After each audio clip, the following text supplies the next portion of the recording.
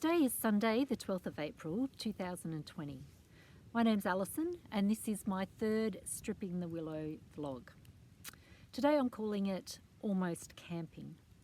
Now it's Easter time and as we all know, that's a high point on the camper's calendar. You know, an extra long weekend, still good weather, great opportunity to get together with friends, family, go to your favourite spot, do some fishing and everything else that goes along with camping. But because of COVID-19, we're not permitted to do that this year.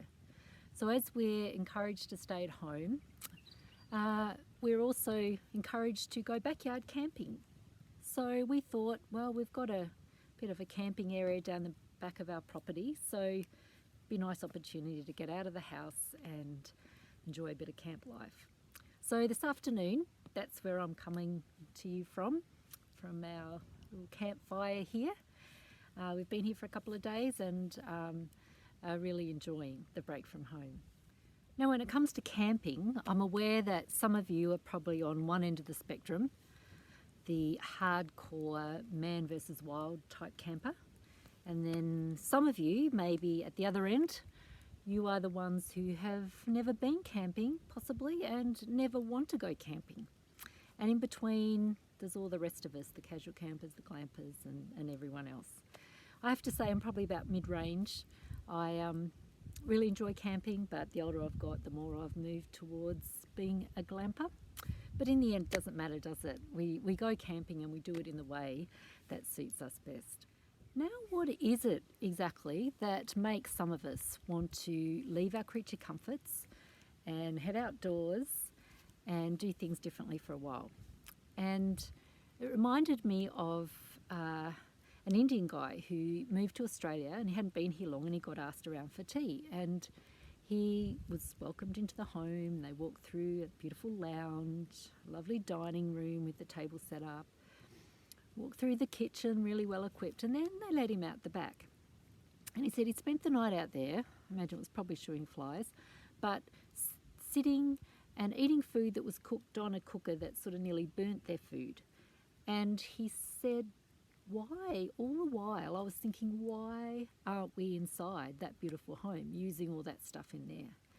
And he came away thinking Aussies were a bit weird. Now, I know we're not talking barbecues today, but camping is very similar, isn't it? There's something about getting outside and stripping back, going back to the basics and doing things differently that appeals to us. So I got thinking, what do I enjoy about camping? Lots of things, but I think one of the things is that we actually have a break from home, don't we? We actually leave behind all the things that sit there and look at us and say, you need to do me, you need to do that. And we can shut off to that and go somewhere and change channels, sort of like clearing our head. I really enjoy that. We're able to focus a bit more time on connecting with the people around us. What else do I like about camping? I really enjoy the campfire. There's something about a campfire culture that you know what I mean, you fellow campers, but there's something in collecting the wood, getting it ready, keeping it going, sitting around it, chatting, singing, whatever else happens. That is pretty unique and special. And there's something about it, even the smell of it, that I really enjoy. What else do I like about camping? I like at night looking up at the stars. There's something very sobering or humbling about lying there looking at the stars and how big thinking about how big the universe is and how small I am in comparison, really. But it's hard to put into words, but you fellow stargazers will know what I mean. And, you know, the early mornings, there's something about the stillness of the early mornings. And we went this morning to watch the sunrise. And, it's just something that slows you down and makes you take stock of life in the big picture when you take the time just to appreciate the things that happen every day, but we don't often stop and take notice. I have to say I love the campfire cooking. Now I have to say that I'm not particularly great in that area, but I'm thankful to have a hubby and a daughter who absolutely love camp oven cooking. So I'm happy to let them go for it and they cook up some delicious things. I get a bit of a break from the kitchen, so to speak, still do the dishes, of course. But yeah, it's a nice change of role for me. But there's something about the smell and the taste of campfire cooking too that is really special. So yeah, there's lots I love about camping, and they're just a few of them. So in line of my stripping the willow theme, got thinking how camping is a bit like that.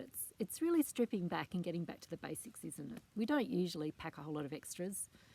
You know, a few clothes that we live in the whole time and don't worry about our hair or makeup. And, when it comes to electricity and things like that, we're happy to spend ages getting the fire going, keeping it going, just waiting patiently while it cooks our food. And, so different than just flicking a switch. Having said all that, this Easter's camp out is not been the typical camp out really. There's something about knowing that home is just down the road that changes things a bit. Do you reckon, you fellow backyard campers? The preparation isn't as intense, is it? Like, if you forget it, we'll just duck home and get it, or walk back in the door and get it, or, we don't really have to let anyone know. We just... we can duck home and feed the animals. Shower. Why don't we duck home and have a shower? Or it's getting a bit cold. Let's go inside. It's not quite the same. Now, I generally love camping. There's a lot about it I love. I mean, there's definitely things that I don't particularly love, but I love it, and I enjoy it for a period, but I'm always glad when it's time to go home too. Bit of a homebody as well. And I think I can enjoy camping and going without because I know that it's only for a set time, and there is going to be a time when I go back to my home. And this Easter, I've been particularly thinking of people who live in situations that are stretching out of the norm, and they don't know when they'll be going back to their home, or if ever. And I was thinking particularly of the people that have suffered in bushfires, who have lost their homes and are currently living in temporary living situations. How hard that must be. Camping can be fun for a while, but as time goes on, it's nice to be able to return to what we're used to. And yeah, I was also thinking about homeless people who don't even have a home, and just the needs out there, and thinking about how we can actually help meet those. And I'm aware there's lots of different levels that those needs can be met and things can be changed at a systematic level, and there's lots of different things that can be said into that conversation. But I sort of think on a one-to-one thing, what could we actually do that's here and now, that's not waiting for things to change long term? And, it challenged me. I thought, well, what if people like me who've got spare bedrooms actually welcomed homeless people into their homes and actually gave them somewhere to live, whether it's short term, longer term, I'm not sure. But, it's a challenging thought, isn't it? I mean, I feel challenged by it as I say it, and I think, would I really do that?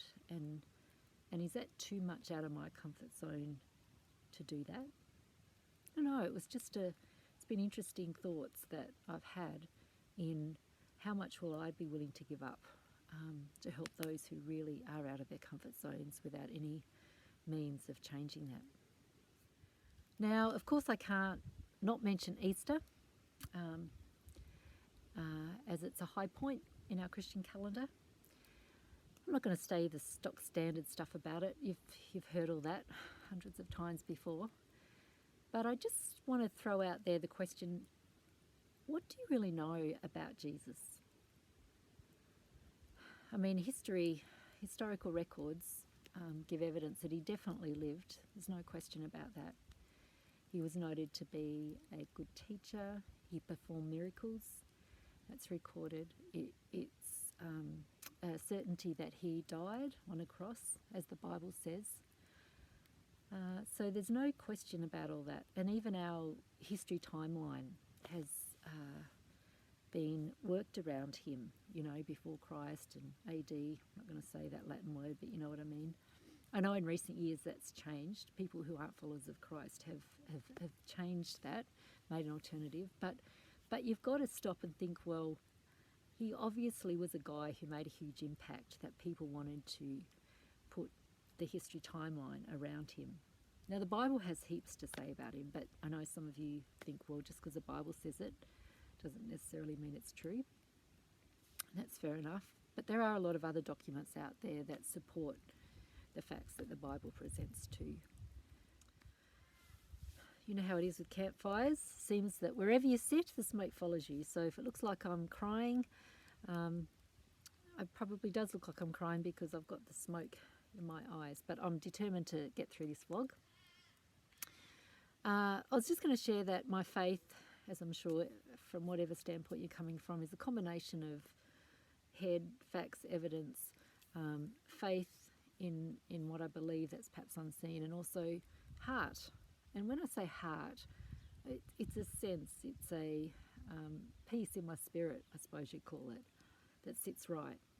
And I think the further I've gone on in my faith and in my relationship with Jesus, because for me it's not just about knowing about Jesus, but it's actually walking with him, knowing him, the more that heart confirms to me that this is the way to go in life. Well, I'm going to finish up. This smoke is getting to my eyes. But I just wanted to finish by saying one of the things that we've really missed this Easter camping trip is our doggo. We had a little dog that's been part of our family for years, and we lost him a few years back, and we especially miss him when we come camping. So because we're just down the road from home, we thought, well, why don't we bring our cat, Molly? That way we have something to cuddle in front of the campfire. So we packed her in the car, but as soon as we arrived here, she stuck her head out and then promptly went under the back seat of the car where we couldn't reach her and stayed there for hours and hours and would not come out. When she eventually did venture out, she had one quick look around and then scooted directly home. So she's probably more a glamper on that end of the spectrum, I would think. But you know, it's interesting. We've been here a couple of days, and about a day later, she ventured back down here. Still kept a distance. She wouldn't come close.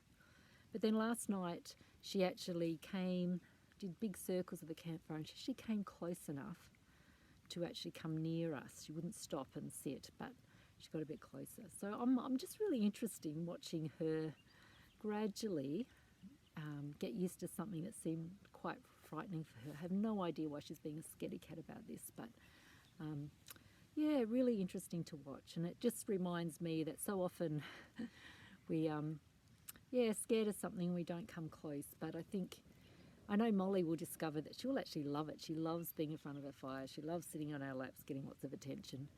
But she just hasn't quite got there. So I'm hoping that'll happen tonight. So I'll just leave you with that thought that I think some of our greatest discoveries are made when we're out of our comfort zones. Hope you're having a great Easter. Bye.